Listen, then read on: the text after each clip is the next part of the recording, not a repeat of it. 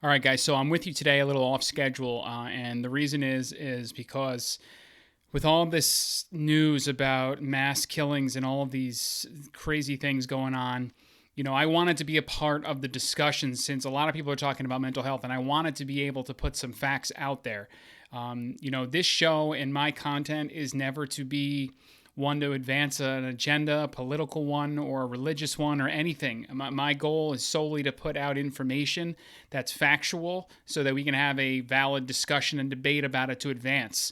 I think revolving around guns, mental health, mass shootings, and killings, there's a lot of talk, but we don't ever advance. And as a parent and as a human, I'm frustrated with seeing this in the frequency that it is. You can't go anywhere without fear of something happening to you or a loved one, and it's crazy. So I hope we can move together as a country and agree on certain things so that we can live in a safer world. And so what I felt as a responsibility of someone in the world of mental health was to put out some information so I can contribute to the conversation. A lot of people are saying mental health is the main cause of all of these mass shootings and killings. And while I agree mental health is a component, I don't believe it's the main cause. I think we have other issues that come together as one. I do think we have to talk about guns. There is a big gun problem, I feel, in this country. You want to combine it with mental health? Sure. Then we have maybe a tipping point. But let's talk about the facts. And my fear is that today and over the next week or two, you're out there in different factions, you're going to hear twisted distortions of fact to sort of advance an agenda. So what I wanted to do today was talk about a study that I've read that I thought was well done. This is a peer-reviewed study, meaning other scientists are reviewing the data here and then allowing it to be published. So there's a level of check, and it was by Yu Liu and Jeff Temple out of Texas and Galveston, and the title was Dangerous Weapons or Dangerous People.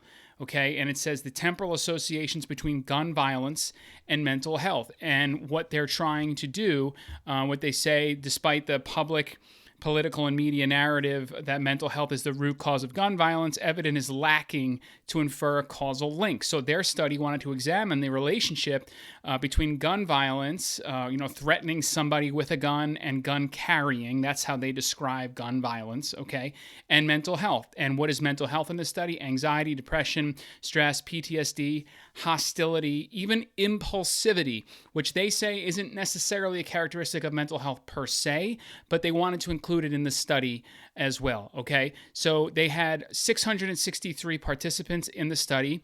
And it was very diverse: Hispanics, white, black, male, female, 61% female, 33.6% male. And the underlying conclusion that, let me give that to you if this is all you guys are going to watch today, is that counter to sort of public beliefs, the majority of mental health symptoms examined were not related to gun violence, okay? Instead, access to firearms was the primary culprit. All right, so that was the conclusion of the study. And then real quick, I'm going to sort of just go through the top line results that they found.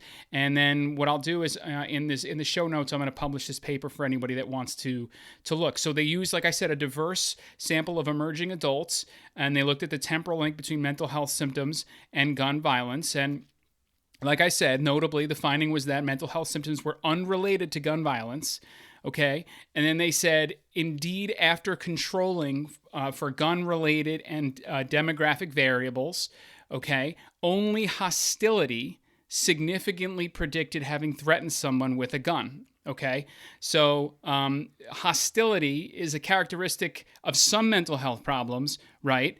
Maybe schizophrenia or some spectrum disorders, but it's also just a general personality demeanor as opposed to representative illness. You could be not mentally ill or diagnosably mentally ill and be more hostile than somebody else.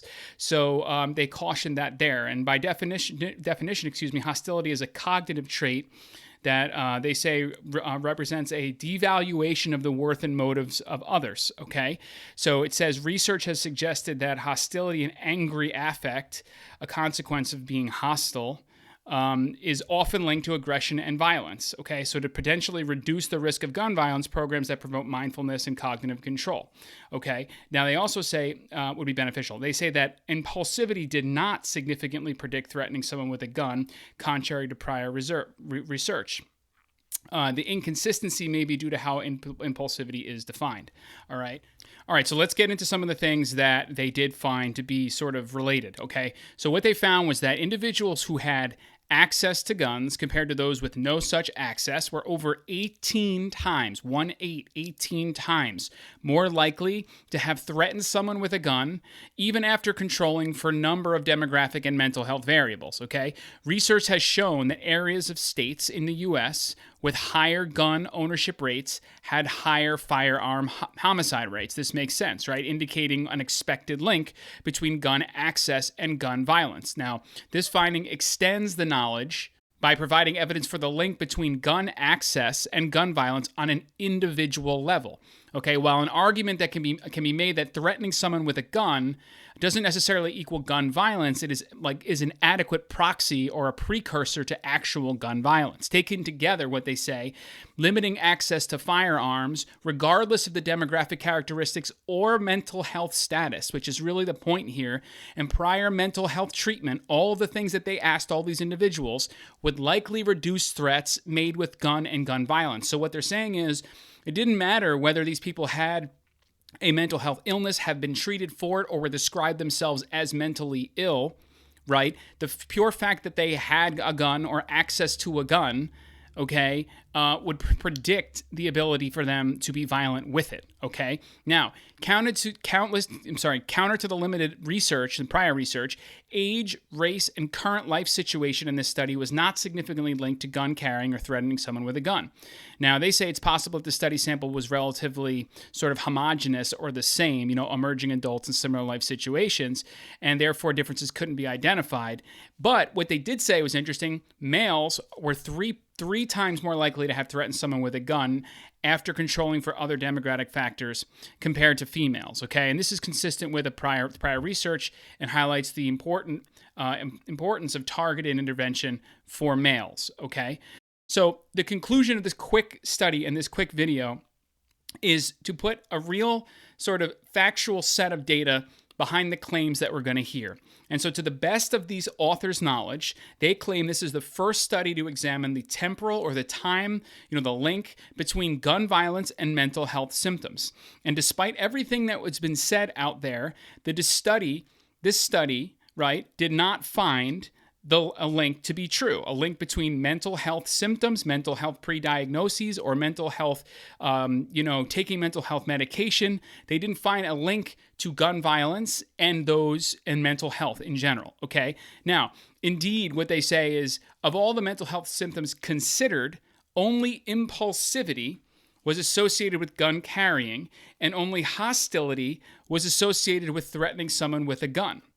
Okay, and they say that a strength of this study is that it examined the joint effects of gun access and mental health and found that access to guns was the most strong and especially strong in predicting gun carrying and threatening someone with a gun, even after they controlled for demographic characteristics, prior mental health treatment, and mental health symptoms, okay? So while we have this important discussion out there and hopefully we move towards better laws or some sort of anything that helps prevent these mass killings, I think we need to be open to all of the set of facts. I am in no means suggesting that restricting gun access will stop this all from happening. But what I am showing you is data that suggests that mental health isn't the primary predictor of somebody going out and being violent with a weapon. What the data says is that access to guns is the number one predictor of actual gun violence. And if you really think about it, it kind of makes sense. If you don't have access to weapons, you will more likely not use them, whether you're mentally ill or not mentally ill. And so this was a very carefully done study, and I hope this study and other studies and studies about mental health and their correlations and other people. This isn't the only study out there. I'm not cherry picking. I'm happy to go through as many as I can find. But I want to contribute to the conversation today because I can't just sit here and listen to all this stuff on the news anymore and just sit silent. So I hope everybody will comment and let me know what they think. I'm going to put the study up there in the show notes for you guys to check out. I'll talk to you guys soon, and hopefully it's on a much better and happier topic.